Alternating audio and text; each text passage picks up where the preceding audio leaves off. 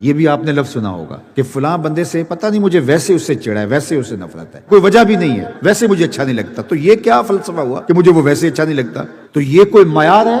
تو اپنے آپ کو کیا معاذ اللہ الوہیت کے مقام پہ سمجھتا ہے کہ تیرا اچھا لگنا نہ اچھا لگنا یہ معیار قرار پا جائے؟ تو بغیر کسی شرعی عذر کے، کسی شرعی علت اور وجہ کے کسی سے دشمنی رکھنا، کسی کے لیے بغض اور کینہ رکھنا، تو یہ ہے شحن، اور یہ شریعت نے منع فرمایا گیا۔ اور جو دل کدورتوں سے بھرا ہوا ہے، آج کی اس مبارک رات میں اس کی بخشش نہیں ہوگی، یہ اللہ کے محبوب کا فرمان ہے۔ لہٰذا شحن ہو، حقد ہو، یا بغض ہو، یا نفرت اور کینہ، یہ وہ اعمال ہیں جو ہمارے اپنے اوپر بھی بوجھ ہیں۔ یعنی اگر کسی کے لیے سینے میں بغض ہے، گھٹن ہے، تنگی ہے، تو ہم اس آگ میں خود بھی جلتے رہیں گے۔ وہ بوجھ ہم اٹھا رہے ہیں، وہ تو نہیں اٹھا رہا۔ حاسد کی نیکیاں محسود کے نامہ اعمال میں درج کر دی جاتی ہیں، اور اس کی نیکی فرمایا کہ جس طرح سوکھی لکڑیوں کو آگ کھا جاتی ہے، حاسد کے عمل کو یوں جو ہے وہ ختم کر دیا جاتا ہے۔ اس کے عمل سوکھی لکڑیوں کی طرح ضائع ہو جاتے ہیں۔ محنت کی، مشقت کی، لیکن کسی سے حسد کیا تو اس کے عمل اس کے نامہ اعمال کے اندر پڑ گئے۔ حضرت خواجہ اللہ بخش تونسوی رحمۃ اللہ تعالیٰ علیہ کے پاس کوئی شخص آیا، اس نے کہا کہ کچھ لوگ مجھ سے حسد کرتے ہیں، تو آپ نے کہا شالا محسود تر تھی میں، اس کا مطلب ہے کہ اللہ تیرے اور حسد پیدا کرے، چونکہ حسد صاحب نعمت سے کیا جاتا ہے، تو اس کا مطلب یہ ہوا کہ اللہ آپ کو نعمتوں کی فراوانی عطا کرے، اور دوسرا حاسد کے عمل تیرے نامہ اعمال کے اندر درج ہوتے رہیں۔ تو کہا یہ بد دعا نہیں ہے، یہ تیرے لیے دعا ہے۔ اور حسد ایک ایسا مرض ہے کہ جس کا پھر علاج نہیں ہے۔ حسد کرنے کی بجائے رشک کرنا چاہیے کہ اللہ نے فلاں کو یہ نعمت دی ہے، عزت دی ہے، دولت دی ہے، شہرت دی ہے، صلاحیت دی ہے، علم دیا ہے، عمل دیا ہے، تقوی دیا ہے، میرے مالک وہ بھی تیرا بندہ، تو نے اس کو عطا کر دیا، میں بھی تیرا بندہ، مجھے بھی عطا کر دے۔ حسد کسی کے نعمت کا زوال چاہنا ہے کہ مجھے ملے نہ ملے، اس کے پلے کچھ نہ رہے، لیکن اس کے چاہنے سے تو نہیں ہوتا۔ اللہ دنیا کا نظام اس کے چاہنے سے تو نہیں چلا رہا، اپنی مرضی سے چلا رہا۔ اس لیے حسد کی آگ میں جلنے کی بجائے رشک کی روش اختیار کرنی چاہیے۔ مجھ پہ ان کا کرم ہے، جلتے ہو کیوں اے حاسدو، تم بھی ان کا نام لو ثاقب رضا ہو جائیے۔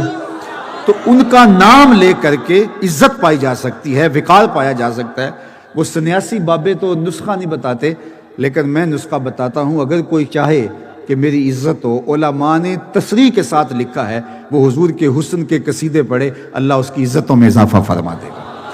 آپ اپنے بچوں میں بیٹھ کے حضور علیہ الصلوۃ والسلام کا حسن بیان کیا کرے، آپ چند دن کے بعد دیکھیں گے کہ آپ کے بچوں کے دل میں آپ کی عزت اور آپ کی محبت پیدا ہونے لگی ہے، اور پھر جب اس کو پھیلائیں گے تو یہ نور پھیلتا چلا جائے گا۔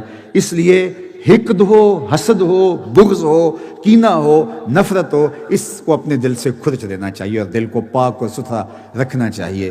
لیکن ہم نے اپنے اندر نہ جانے کیا کیا مصیبتیں پال رکھی ہیں۔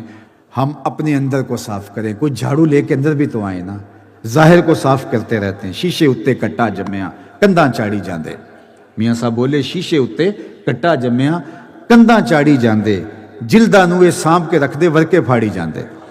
تو ہمیں اپنے اندر اترنا ہے، اپنے من کی صفائی کرنی ہے۔ جب ہم اپنے اندر کو صاف کریں گے تو پھر اس آئینے کے اندر ہمیں اچھی شکلیں نظر آئیں گی، اچھی صورتیں نظر آئیں گی۔